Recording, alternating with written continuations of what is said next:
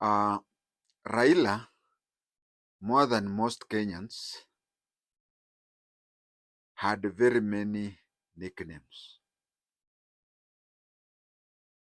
Nearly all the nicknames that Raila had were names in good faith, uh, praising or something like that. Almost all, but not all. Just like we can say, President Ruto, almost all his names are not in good faith. They are mockery. But Raila, almost all the names are affectional names. We will study the most common ones, uh, but most importantly, we'll study how they became to be acquired. Uh, I've tried to place them according to which one came first up to the last one. Um, that is my estimation. The first nickname he got was Jacom. First nickname he got was Jacom. That was around the late 1990 something. The late 1990 something up to 2000 when it started and onwards. That is when he acquired the name Jacom. Jacom in Luo language is chairman. Jacom in Luo language is chairman. That is the time when he became the chairman of the NDP. In those days, it was illegal for any other person apart from the republic's president to be called president or vice president. You'll find other countries, party leader is called president of the party, and the deputy party leader is called the party's vice president. But in Kenya, in the mid-60s, it became illegal for any other person to call himself, like the chairman, the leader of a Law Society of Kenya was called chairman of the Law Society of Kenya. Today, it's the president. By calling yourself the president, it was, what do you call, treasonable. So then Kanu had a party chairman.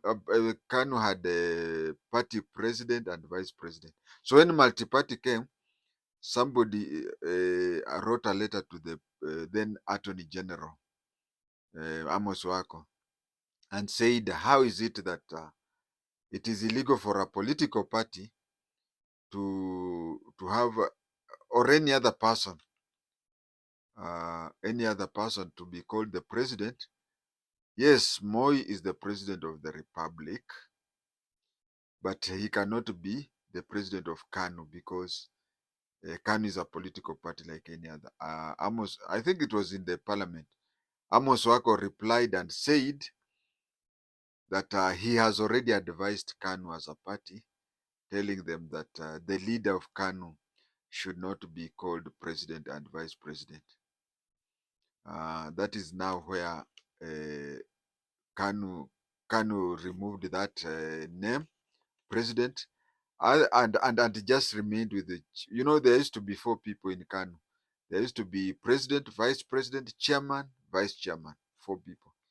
But after it was removed that way, subsequent leaders of KANU were called chairman. Even today, I think Gideon Moi is KANU chairman. So, but other political parties, even today, even though the law allows them to have a party president, but they chose the name party leader. So at the time when Raila took over as party chairman for NDP from Stephen Oludhe, the late Stephen Oludhe, the law did not allow for positions like party leader or deputy party leader or party or party president or vice president. The highest was the chairman. And so he became the chairman of NDP, National Development Party. Since he was the chairman of the National Development Party, Swahilis would call him Mwenyekiti, others would call him chairman, but Luos would call him Jacom. Jacom, which is just okay. Jacom literally means the owner of the chair, but we can say chairman, the chairman. So that is where he got the name Jacom. That was the first name he got. The second name, actually, there are two names, but they mean the same. The second name was Enigma. Enigma. Uh, Enigma, there was a Nigerian who wrote a book about him where he said Raila is the enigma of Kenyan politics. Uh, enigma. Now, if you translate the word enigma in Luo, it is Agwambo. It is the same name. So, and you know the lineage of Raila. They are believed to have magical powers. They are believed to have magical powers. I would say that some of these things are coincidental, but you see, when they are coincidental, we Africans have it a bit rough because let us give two examples. I know you don't know somebody called Walter Odede. Walter Odede was the father to Pamela Mboya. Walter Odede was a father-in-law to Tom Mboya. And you know, Tom Mboya and Jaramogi used to disagree politically. So one time, because Walter Odede was in the same camp as his son-in-law, one time he confronted Jaramogi. One time he confronted Jaramogi and told him that you will never become the president. Then Jaramogi pointed the left hand on him and said, and are you sure you'll even see this year's Christmas? Before Christmas, Walter Odede had died.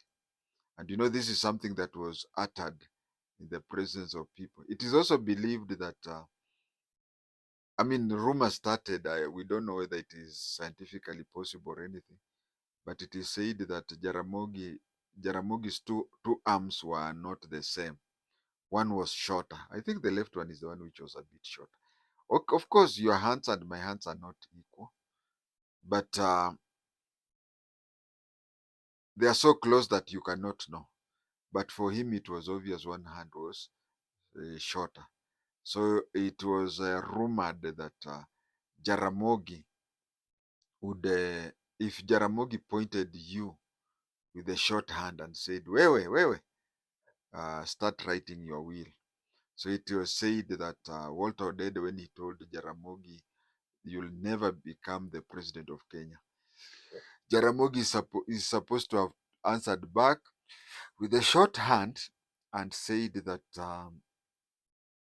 you are talking of me becoming the president. How sure are you that even this Christmas you'll have? And Walter Dede did not reach the Christmas time. So people say that he had that relationship. Although many people believe that Wenwa Akinyi, a PhD holder, is the one who inherited Ugangarism. She's the one who inherited Ugangarism. I've already recorded a video on her. But also, some people even believed that Raila had some Ugangarism. And that is why when you hear people saying Agwambo, and even when he died, you see, it was unbelievable. Don't be shocked even today. Don't be shocked even today to find that some people still don't believe Raila is dead. Some even believe that it will reach a time he'll wake up and continue with that he has been saying. So that mysteriousness and that whatever they is what depending on who you are, some that mysteriousness, whether real or assumed, uh, is what makes people call him Enigma or Agwambo. Although the Nigerian fellow did not mean Uganga or something. He just meant that nobody can predict Raila's. He's just mysterious. Uh, that is why he said Enigma, but people translated to Agwamborism, and then it happened that there's a lot of calamities which are associated with the family. As a Luhya, let me now talk as a Luhya. As a Luhya, I would say that uh, kids have suffered medically and whatever, and even if you look at Sharif Nasir, it was said that he was very rich, excessively rich, because some mysterious power had entered into one of his sons. There used to be such a rumor, and when we start talking those Mazinga Ombwe, it is quite possible we can say that the medical. Imagine just once, Junior had a medical problem. That is why he has that problem in his face. And then the daughter also reached a place and just lost sight that way.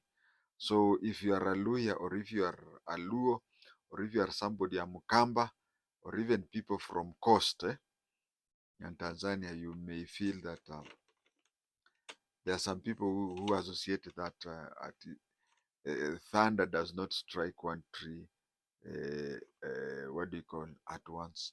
And also, to make matters worse, I said Jaramogi told Walter Odede that you are joking that I'll never be president and you'll not enjoy Christmas. We can also equate that to Raila for two things. One, you remember he was really annoyed with the Safaricom. He said Safaricom had been used to steal his election, and then he told people to boycott Safaricom.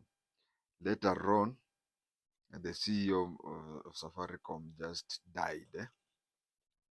Coincidence. I mean, to us, we knew that we never knew about his sickness or anything, but it happened at the time when. So you find that Luyas, Luos, Kambas, and coastal people just say, no, no, no, no, it cannot be a coincidence. Another coincidence also which makes people say Agwambo. Now, the people who love him call him Agwambo, but those who don't love him call him Muganga. You remember when they were not on good terms with Uhuru, Uhuru used to call him Muganga. It has to do with his sister who was married in Central Africa. I don't know whether it is Zambia or Zimbabwe. She was married there, and then she divorced her husband. And in many cases, you find that in a case of a divorce or anything, usually the woman is the one who takes the kid. But Raila drove himself from here to that country, and he wanted to come back with the kids. He wanted to come with his nephews. Um, but that country's law, when when they went to a divorce court, the court said that the kids are from that country and they cannot be surrendered to a foreigner. And it is said that Raila said, okay, let us see how long you'll stay with those kids. That gentleman didn't stay for long. Within a short time, is it a year or two, Raila was recalled to go and take his nephews because the kids had died. No, not the kids had died. The kids were not dead, but his brother-in-law, his former black brother-in-law, died.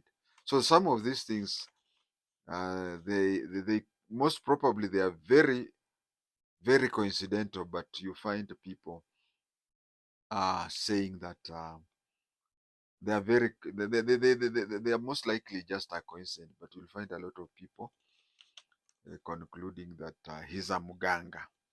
He's a Muganga because cancer Mm, like the CEO of Safaricom. I think he even called the people and said he's in stage 4 or something. But you see, out there. So that is how the name Enigma came. That is how the name Aguambo came. And as I said, that almost all of Raila's nicknames are good names, but Muganga is one of the few that which was not flattering. And then another nickname that he has is Joshua. Joshua. He would tell people that Kenya was Kenya. That is the time when he was. Kenya attained independence in 1963. So around 2000 and when Kenya was 40 years old, he was equating it with the number of years that Israelites used to go to Egypt to come from Egypt to go to Israel. They took 40 years. So he was saying Kenya has attained 40 years, and it is upon me to make you cross over the River Jordan to go to the promised land Canaan. So he equated himself to Joshua, and a lot of people really supported him because of being Joshua. But when he didn't make it, then people started calling him the fake Joshua. The fake Joshua. Lastly, there is the nickname Baba. There's the nickname Baba. There's a time he went abroad, that is the US, stayed there for quite some time. And, you know, one thing, like now he's dead, I think politics is going to be cool. It is even possible that the next presidential election we may not have, the loser may not go to the Supreme Court. It is highly possible it will be that way. So there's a time when he went to the US and stayed for a long time. And you know, he's usually the center, the eye of the storm whenever things are happening. So a lot of things which were not good happened when it was, I think, 3 months he had stayed in the US. And during that time, when he came back, there's a young man who went to the social media. And on the day that Raila was coming back at the airport, the young man was like telling him what had happened that time. Some things, price of some things had increased, ABCD and whatever. So he said because he's young, the age of Raila's kids, so he started addressing Baba while you were away. Then he gave out this and this happened. The price of this increased. This and this bad thing happened. So while you were away, this and this is what happened. And of course, him getting old is also like me. You'll find a lot of young people now calling me Baba or Uncle. But the nature, the background of the word Baba came from that young person who said, for the time while you were away, this and this happened. And that is how. I don't think I've exhausted, but I've just used some of his commonest nicknames that are out in the field.